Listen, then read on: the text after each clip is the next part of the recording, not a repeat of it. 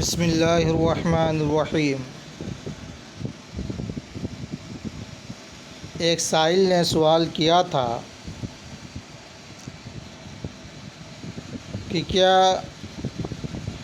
جس پر قربانی واجب ہو اسے قربانی ہونے تک بال اور ناخن نہ کاٹنا یہ ضروری ہے؟ اس کا جواب یہ ہے، الجواب بعون الملک الوہاب، اللہم ہدایت الحق والصواب۔ جس نے قربانی کرنی ہو، یعنی جس شخص کو قربانی کرنی ہو، حدیث پاک میں اسے ذی الحجہ کا چاند طلوع ہونے کے بعد سے قربانی تک اپنے بال اور ناخن کاٹنے سے منع فرمایا گیا ہے، لیکن یہ حکم وجوبی نہیں بلکہ یہ حکم استحبابی ہے، یعنی اس پر عمل کرنا بہتر ہے۔ لہٰذا اگر کسی نے بال یا ناخن کاٹ لیے تو گنہگار نہیں۔ یہاں یہ بات واضح رہے کہ منہ زیر ناف اور منہ بغل اور ناخن 40 دن کے اندر کاٹنا ضروری ہے۔ 40 دن سے زائد بڑھانا یہ مکروہ تحریمی ناجائز و گناہ ہے۔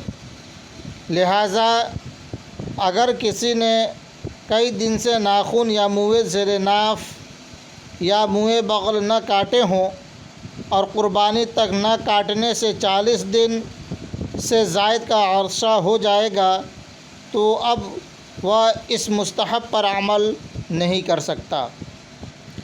قربانی کرنے والا اپنے ناخن اور بال نہ کاٹے، چنانچہ صحیح مسلم میں حضرت ام سلمہ رضی اللہ تعالی عنہا سے مروی ہے کہ رسول اللہ صلی اللہ تعالی علیہ وآلہ وسلم نے فرمایا، جس کے پاس قربانی کے لیے جانور ہو تو جب ذی الحجہ کا چاند طلوع ہو جائے، ذی الحجہ کا چاند طلوع ہو جانے کے بعد سے وہ اپنے بالوں اور ناخنوں سے کچھ بھی نہ کاٹے یہاں تک کہ قربانی کر لے۔ صحیح مسلم کتاب الاضاحی۔ یوں ہی جامع ترمذی میں ہے، ترمذی شریف میں یہ حدیث ہے کہ رسول پاک صلی اللہ علیہ وسلم نے ارشاد فرمایا، جو ذی الحجہ کا چاند دیکھے اور قربانی کا ارادہ رکھتا ہو تو وہ اپنے بال اور ناخن نہ کاٹے۔ مرآۃ المناجیح میں ہے، جو امیر وجوباً یا فقیر نفلاً قربانی کا ارادہ کرے، وہ بقرہ عید کا چاند دیکھنے سے قربانی کرنے تک ناخن، بال اور مردار کھال وغیرہ نہ کاٹے، نہ کسی دوسرے سے کٹوائے، تاکہ حاجیوں سے کچھ مشابہت ہو جائے کہ وہ لوگ احرام میں حجامت نہیں کرا سکتے، اور یہاں تک کہ قربانی نہ کر لیں ہر بال ناخن کا فدیہ بن جائے۔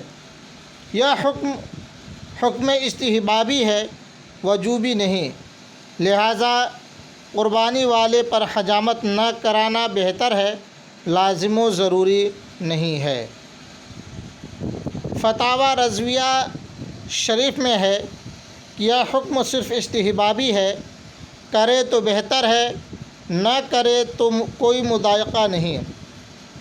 نہ اس کو حکم عدولی کہہ سکتے ہیں، نہ قربانی میں نقص آنے کی کوئی وجہ، بلکہ اگر کسی شخص نے 31 دن سے کسی عذر کے سبب خواہ بلا عذر ناخن نہ تراشے ہوں، نہ خط بنوایا ہو، کہ چاند ذو الحجہ کا ہو گیا تو وہ اگرچہ قربانی کا ارادہ رکھتا ہو اس مستحب پر عمل نہیں کر سکتا۔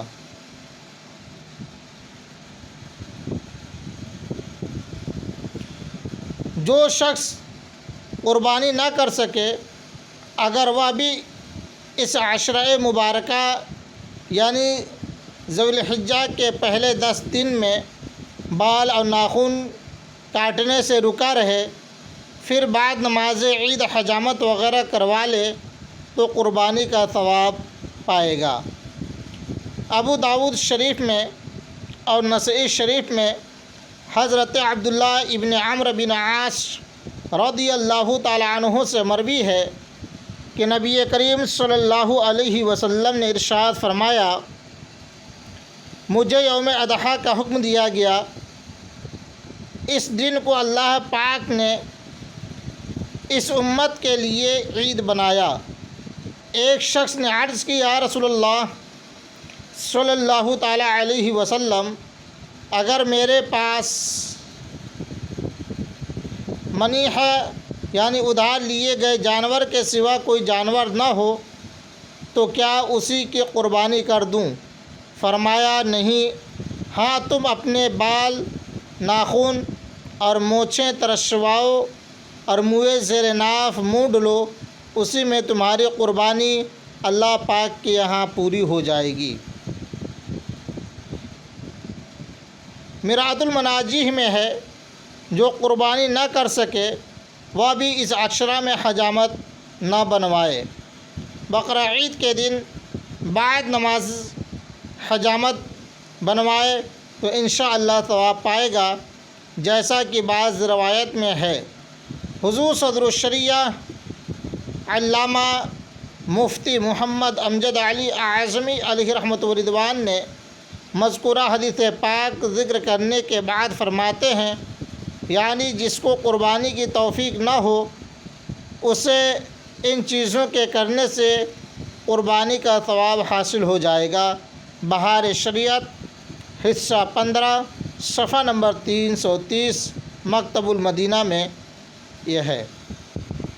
اللہ تبارک و تعالی تمام امت مسلمہ کو دین متین کی توفیق، دین متین کی خدمت کرنے کی توفیق عطا فرمائے اور شریعت مطہرہ پر عمل کی توفیق عطا فرمائے۔